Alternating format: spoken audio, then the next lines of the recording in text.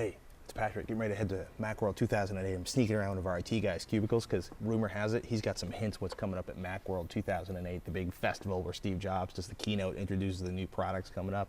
We've got some pretty cool stuff coming on along with that on Techzilla this week. Displaylink USB adapter basically turns USB out to DVI for a computer monitor. We've got D-Link's Divx compatible HD media player. Louderback got hands-on with that at CES, and a bunch of y'all shared your experiences with Mozy, and you're pretty excited about it. And a special message from Jessica Corbin.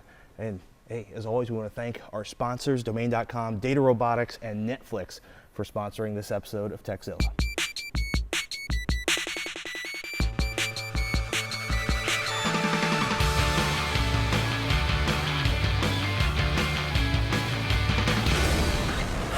Hey, I'm Patrick Norton. Welcome to Techzilla. Joining us, the fabulous Veronica Belmont, right here in front of Macworld to talk about Macworld announcements. Mac stuff. Mac stuff. Good stuff. People use Macs. I've heard. I use a Mac. You use a Mac. I use a Mac. Does that put us in the minority? You know, they're starting to pick up in the laptop market at least. It's a scary thought. I know. And actually, we also use PCs here on Techzilla, but I think the biggest one, the laptop market, speaking of which, MacBook Air. It's pretty fantastic looking. It's pretty light, which is nice. 3 pounds. And 13.3-inch screen, pretty much a full keyboard. The battery life I want to see in the real world. Yeah, they say 5 hours, but you know, that never takes into account putting it to sleep, waking it up, all the different programs you're going to be running at the same time. One thing they did say is that was 5 hours with the Wi-Fi enabled. So what are you most excited about? I gotta say, as an Apple TV owner, the movie rentals on the Apple TV, which is kind of strange, but the idea of basically same prices as Vudu, which is to say that like every other online movie rental system, the prices suck. It's $199 for old movies, $299 for new movies. But Apple TV, I feel bad for the Vudu people because outside of the really great remote control and the good interface, they now have something for $229, big price cut. It's going to be incredibly competitive with their product. Yeah, I was expecting the movie rentals. I was a little surprised that they're going the way of the Apple TV. I thought it was just going to be strictly to iTunes because I thought it was kind of dying a slow, quasi-painful death, going quietly into the night.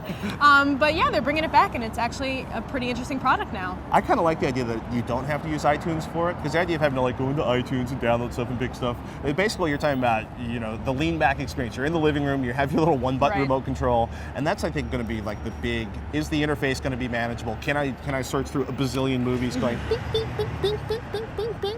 You know, I've had a hard time searching for YouTube content on the Apple TV a little bit. It can be kind of a pain in the butt, but hopefully they'll figure that part out. At least you get HD though. That's a big plus. That's true. The other question is like, what are they defining as HD? Nobody wants to answer that question. It'd be an HD experience, HD quality, HD 720p, right, 1080, they're not saying the resolution. you know, 480, because technically 480p is HD TV. That would be bad. Yeah. Time Capsule? Pretty interesting. Yes. Pretty interesting. I mean, we have a Drobo at home, so do I. Yeah, it's a good product, isn't it? It is. But yeah, this time, I mean, it's going right through your Apple interface. I haven't tried it out yet, so I haven't seen it in action. I think nobody's seen it in action at this point. The price isn't too bad for 5 terabyte. They have a 5 terabyte model. No, it's 1 terabyte, right? 1 terabyte or 500 gigabytes. Oh, okay. So that's going to be interesting to see. Basically, performance on that should be pretty good. They've got the 802.11n built in. It's essentially an Airport Extreme with a hard drive dropped into it. $64,000 question is backing it up because it's a single hard drive, right? So it's just like backing up to a single hard drive. If there's a failure, you're SOL on your data. But have you had any good or bad experiences with Time Machine so far? I have not. I have not made the big move to Leopard. Oh, but why am I even talking to you? I'm out of here.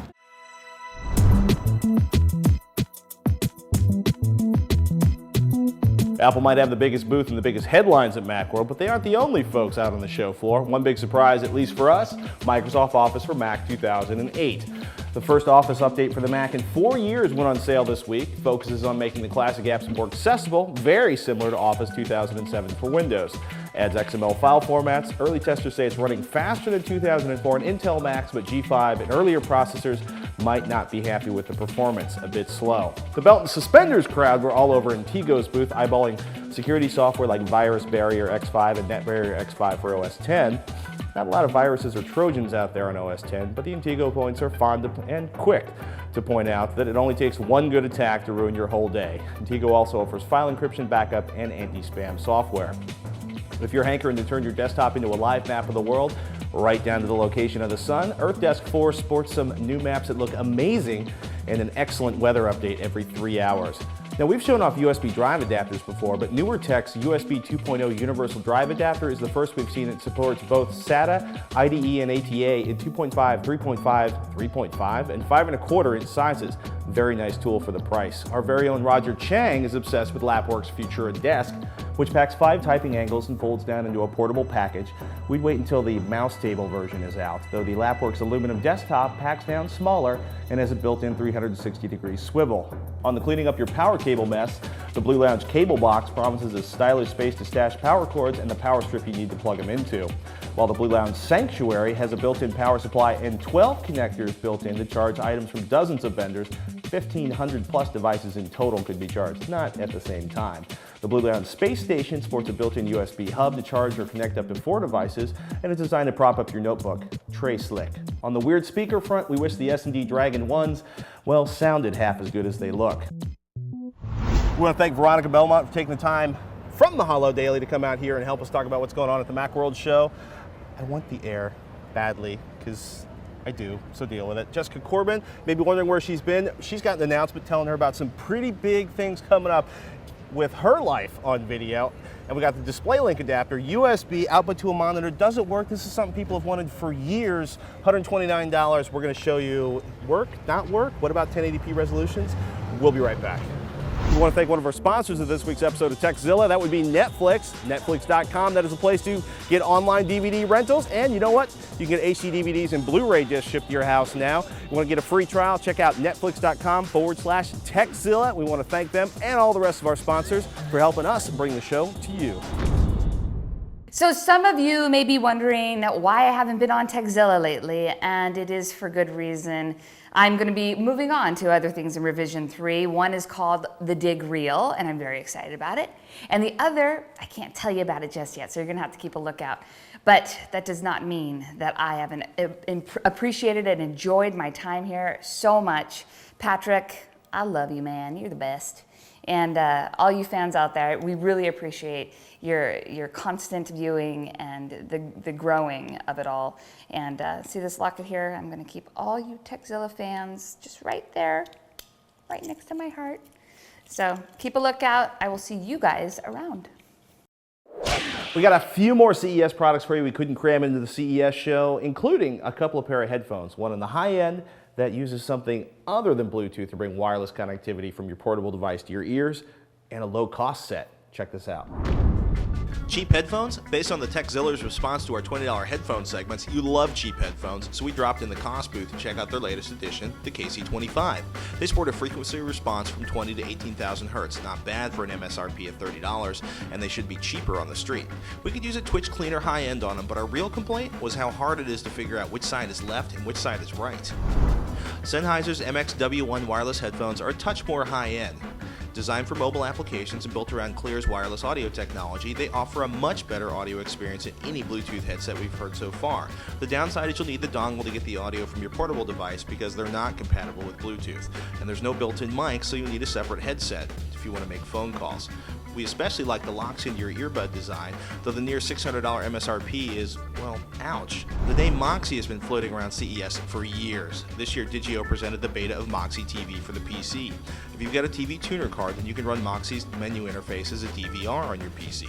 Better than the Windows Media Center? You can download the beta for free at moxie.com and decide for yourself.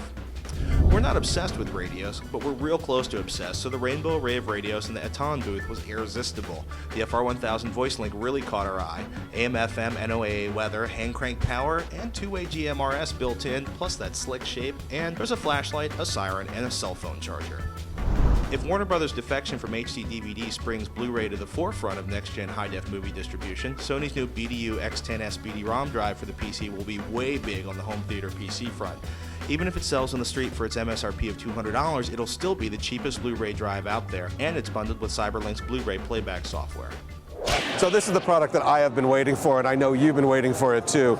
It's the new Divx connected player from D-Link. Here's how it works. It's actually an HD media player. This is the box right here. It hooks up to your PC. It actually gets content off of your PC, wired or wirelessly streams it over. But take a look at this interface. A couple of things to really like about it. First off, It works with plugins, and you're going to like some of these plugins. Okay, all of your favorite online video is here, including, yes, indeed, we have a Revision 3 plugin. I'm going to click into there, and now through this you can watch all of your favorite Revision 3 programs, except, wait a minute, Tekzilla's grayed out. We better get on that. We'll get that working. We'll get that fixed. It'll ship end of the first quarter for under $250. The idea that you can watch HD versions of our shows right here. Take a look at Dig Nation. Oh my, look at that. You got all the different episodes. You can watch the episodes. You can take a look at them. You can play them. Loads them off of your PC. This is a really cool device, and it does another thing that I really like as well. Let me just go back here for a minute. Now, one of the problems with all these connected media players is that when they try and play photos, even though they're hooked up to an HD set and they do, this one does 720p out, they take the photos and they downsample them to like 640, 480. They look terrible. Well, that's not the case with this player. Watch this when I go over to Photos and click on it, and I'll go to the Zoom demo, and here we've got some panoramic pictures. We'll just look at this, I guess, from the Getty Center. Now that looks pretty good. It's a 10.1 megapixel image, and it's coming in pretty well, but I can zoom in on it really quickly, and you can see I go really far in, and notice how quickly that happened. Now, one of the problems I've had with D-Link's connected players in the past, the interface has been rotten, very hard to work with, buggy, did not work. This interface, on the other hand, looks really good, so they must have done something right and gone out and found an interface designer to work with. It's been selling in Europe and the UK. It's been working pretty well. I cannot wait to get my hands on this, and I promise by the time that we do get this in the US, it'll actually have all of our shows on it. Under $250, the product to buy from CES this year. One of the most interesting things we saw at CES was an adapter that goes from USB to a DVI or VGA input for a monitor. And we're talking about from USB. It's from a company called Displaylink, and it's an interesting idea. They essentially have a software, a virtual GPU, uses your processor to basically compress your video image, send it out over the USB bus, and then the Displaylink hardware rendering engine, which is a chip inside of this little box here, decompresses it and sends it out over the DVI or VGA output. This is a pretty slick concept. Now, you know, we've got a big blue screen here, no big deal. If you're using regular Windows, actually, it's pretty good. So we're going to go over here. We got Penny Arcade. We're going to slide it over there. You can mirror your monitor. You can extend your monitor. We're using it in extending mode right now. Displaylink says it'll work with up to 6 monitors, but we only have a single box to test right now. And that's probably a pretty typical application. A lot of things worked really well. One thing that didn't was actually QuickTime video. This is Martin Sargent's WebDrifter right here, which is not working out so well. You notice it's working perfectly fine over a regular GPU.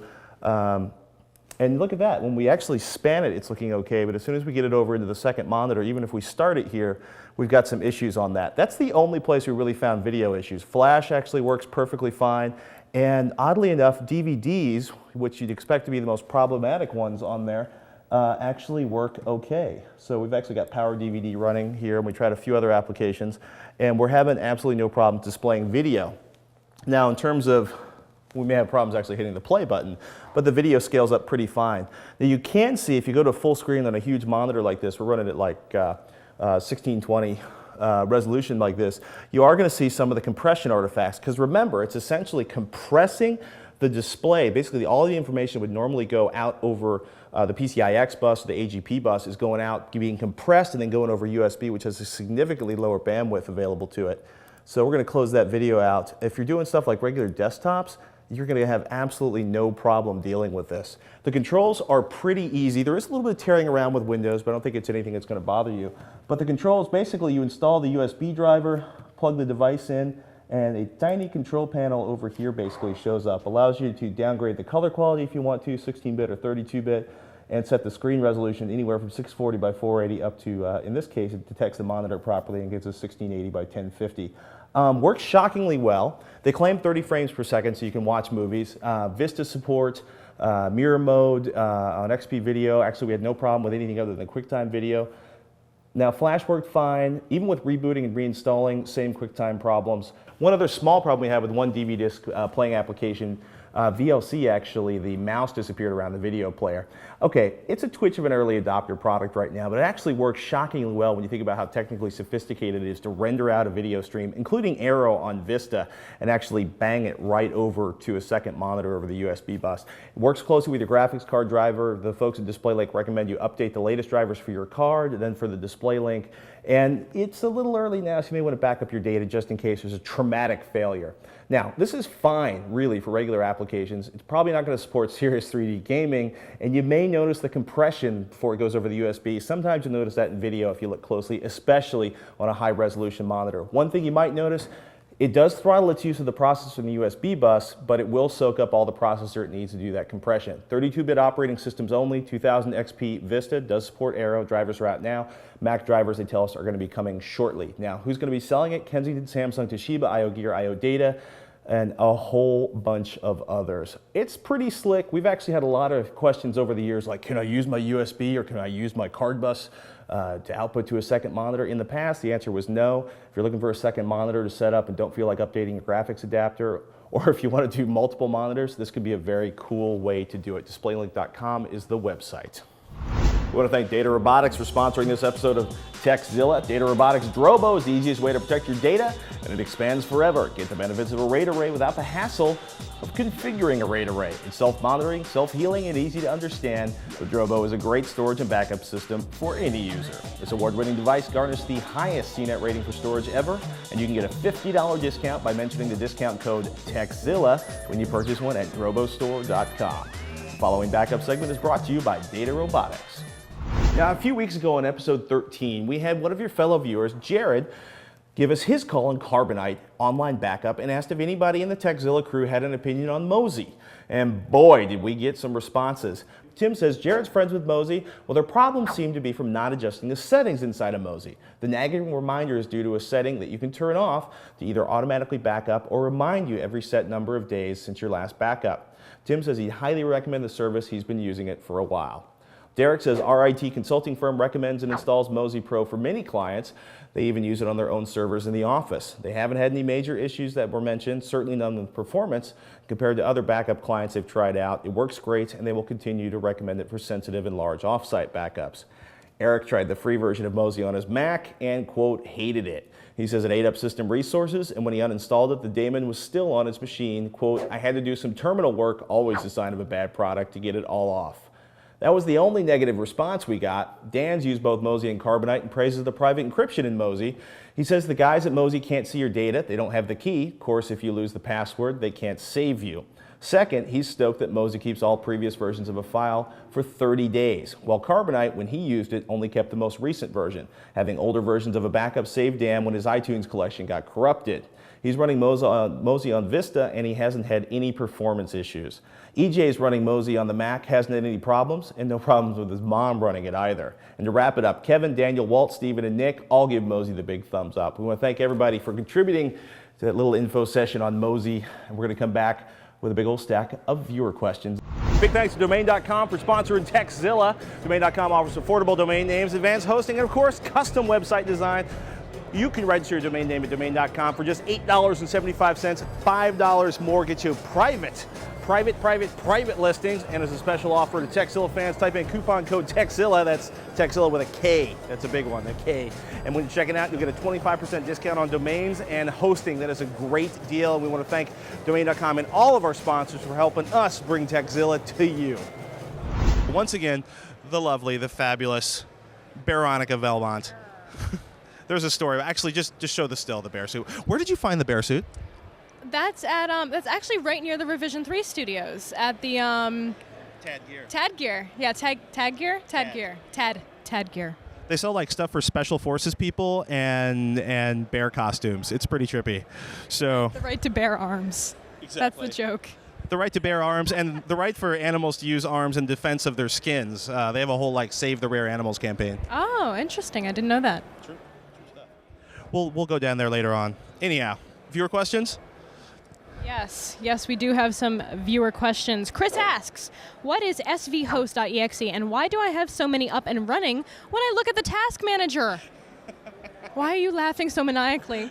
Well, the SV host can be kind of like one of two things. There's SVC host, maybe if you miss the C, which is kind of like a process gets called from a DLL inside of Windows, and it's like a generic SVC host.exe. The other opportunity is SV host being part of the, it's the W32 My Doom virus, which is to say your machine is infested. So, anti-spyware? Do you have any favorite anti-spyware? No, I use a Mac. Thank you. I think I think that about says it all. Basically, you need to download some serious, basically pay money for some spyware removable tools, or you're going to be going through a long and ornate registry hack to remove that out of your system. Start running any spyware now, because you're infested, dude.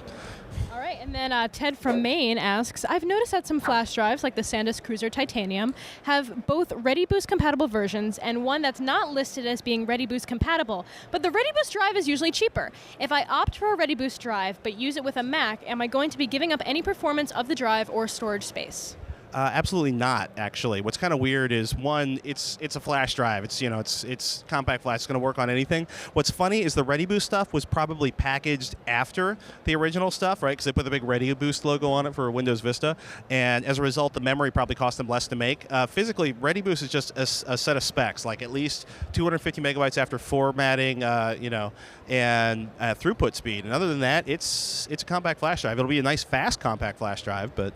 You know what my favorite part about coming to conventions like this? Getting all the press kits on the little USB flash drives that you can then, wipe clean and use for yourself. Of course, I read your press kits too. Yeah, well, we certainly didn't get any. I mean, how many did you get at CES? Like 42? Yeah, basically. Pretty close to that. Maybe like 10. Any bigger than 32 megabytes? No. Ouch. 32 megabytes, just enough for your term paper. Oh, actually, no. The NBC Universal booth did give, I believe, 2 gigabyte flash drives. Wow. Something like really big. It might have been a gig or 2 gig. Was there like an episode of something on there? Yeah, they were putting stuff on there that you could take with you and watch. That's actually pretty cool. Yeah. Are you a Hula fan? I'm. Is it Hula or Hulu? Hulu. I've checked out the free version, the free version that you don't need the beta invite to get into. So I haven't gotten in yet. Yeah, I actually scored it. Even though I can't remember the Hulu thing, it actually is linked on my desktop, and I have been watching 30 Rock episodes. Actually, the quality's not bad. Yeah, it looks really nice. Just as long as they keep making new 30 Rock episodes eventually. How about that writer's strike, kids? No writer's strike here. All right, one more thing before we go to Paraphrase Mr. Jobs. Check out a Mahalo Daily. We're going to put a link up for you. It's actually their 60-second version of the 90-minute keynote speech that Jobs did here at Macworld. It's amazing. It's everything you need in 60 fast, adorable little seconds, right down to the black turtleneck and the pacing across the stage. I want to thank you for watching this episode of TechZilla. I'm Patrick Norton. TechZilla at revision3.com is the... Is that Veronica Belmont? TechZilla at revision3.com? I just can't stay away. I'm sorry. She's so cool. She's so nice. And you know what? She's actually a trained audio engineer. She's really, really good with the whole audio specs thing. I'm babbling. She's got a shoot to do for Mahalo Daily. Mr. Chang's shoulder's killing him. Thanks for watching this episode. Next week, basically the beginning of the Ultimate Home Theater, Drobo's iShare, and, well, you know what? Some more stuff you're going to have to tune in to find out. I'm Patrick Norton. See you next week.